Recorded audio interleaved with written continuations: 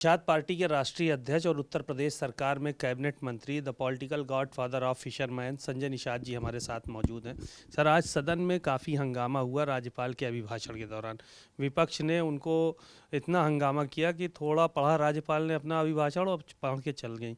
तो ये जो जिस तरह का आज सदन में देखने को मिला है माहौल, इसको लेकर क्या कहेंगे आप लोग? क्या सोचते हैं, सरकार क्या सोचती है? देखिए, मैं तो विपक्ष से चाहूँगा कि सकारात्मक विरोध होना चाहिए और एक सदन जनता के लिए है और जनता की आवाज़ है।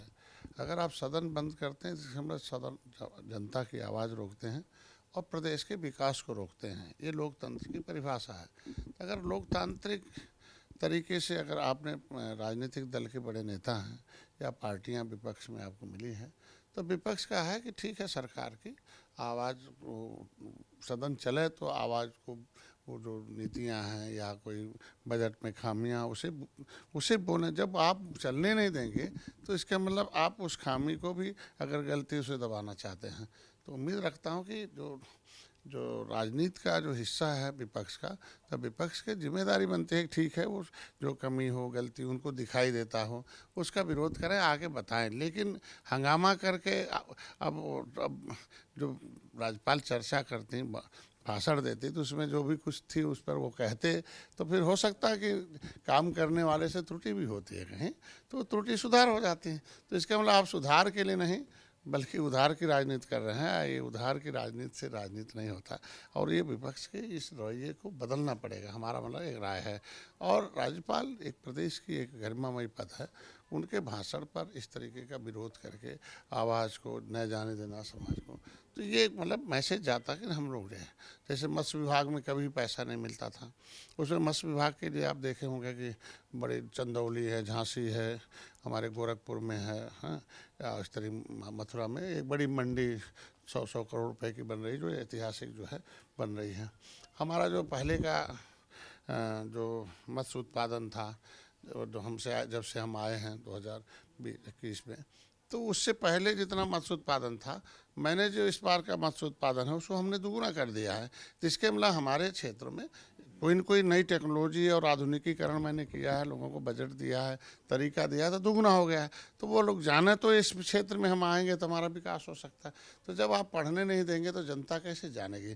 जनता सवाल और था ये कि आज मुख्यमंत्री योगी आदित्यनाथ ने विपक्ष पर जमकर हमला किया और कहा कि कठमुल्ले की तरफ जो है वो ले जाना चाहते हैं, मुसलमानों को उर्दू पढ़ाना चाहते हैं और भाषाओं का विरोध करते हैं। जबकि विपक्ष कह रहा है कि हम तो अंग्रेज़ी का खाली विरोध कर रहे थे, हम कह रहे हैं संस्कृत और उर्दू भी लागू होनी चाहिए यहाँ पे। नहीं, विपक्ष का वो भी वह हम अपने आवाज़ को उसमें उसको समझना चाहिए कि उस है इंग्लिश जो लिखा है, भला हम अवधि में बोलेंगे तो हिंदी में जो चाहता है हिंदी में सुन ले, अवधि में बोलेंगे तो अंग्रेजी में जो चाहता है अंग्रेजी में अनुवाद हो जाएगा।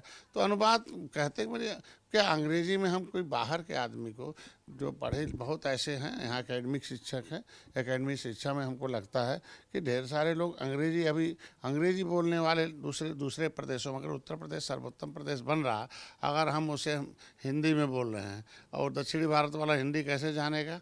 वो अंग्रेजी जानता है। तो अगर हम अपने उत्तर प्रदेश की बात अंग्रेजी में सुन लेगा, वो ट्रांसलेट है उनके मतलब, अब ट्रांसलेट के भी कहते नहीं अंग्रेजी मत ट्रांसलेट करो, तो इसका मतलब आप अपनी आवाज़ को, अपनी अच्छाई को हम दूसरे को नहीं पहुंचाने देना। हम चाहते हैं जिस भाषा में चाहें उस भाषा में सुनने। कोई हिंदी उर्दू में क्यों नहीं चाह रहे हैं आप लोग? उर्दू भी कोई बोलना चाहता? मैंने वो तो उन्होंने कहा है, उन्होंने तो अंग्रेजी का विरोध किया। उन्होंने कहा कि अगर अंग्रेजी किया है तो उर्दू भी कर दिया।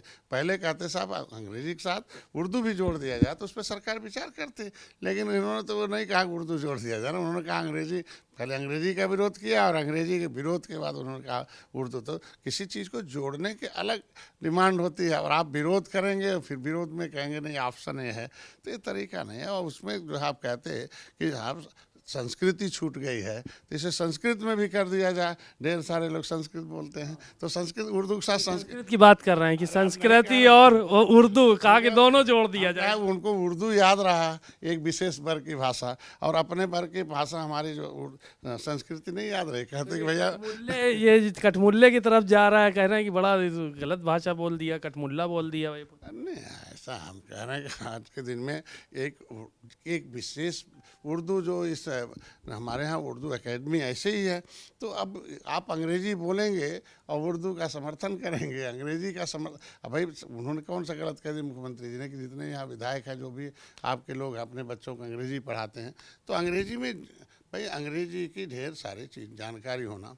देखो इस देश का बेड़ा गर्क क्यों हुआ? कांग्रेस ने 60 साल तक प्राइमरी में अंग्रेजी पढ़ने नहीं दिया। अब कक्षा 6 में जिनके लड़के एकेडमिक शिक्षा पढ़ के जाते थे वो आगे हो जाते थे। अब कक्षा 5 के बच्चे जब 6 में नाम लिखाते उनको अंग्रेजी पता ही नहीं था, वो ड्रॉपलेट कंडीशन में आ गए। तो 60 साल तक एक गांव के बच्चों को अंग्रेजी न पढ़ के रोकना आज के दिन में वो दंश के रूप में, गरीबी के रूप में आ गया, अशिक्षा के रूप में आ गया। एक पीढ़ी खत्म हो गई। अब जब एक पीढ़ी को पढ़ने की आदत नहीं है तो दूसरी पीढ़ी कहाँ से पढ़ लेगी भाई? तो 60 साल एक पीढ़ी को अंग्रेजी छीन कर और कुछ लोगों के बच्चों को अंग्रेजी पढ़ा के उन्हें आगे बढ़ा दिया, बाकी को रोक दिया। इसीलिए अब जनता जब जान गई सोशल मीडिया, आपके मीडिया के माध्यम से, तो जान रही नहीं सभी भाषा पढ़ना आवश्यक है। धन्यवाद। आपने संजय निषाद जी को सुना, बहुत सारी बातें कही और कहा कि सभी भाषाओं को पढ़ना आवश्यक है। कैमरामैन मेहदी हसन के साथ सीमा नकवी, भारत समाचार, लखनऊ।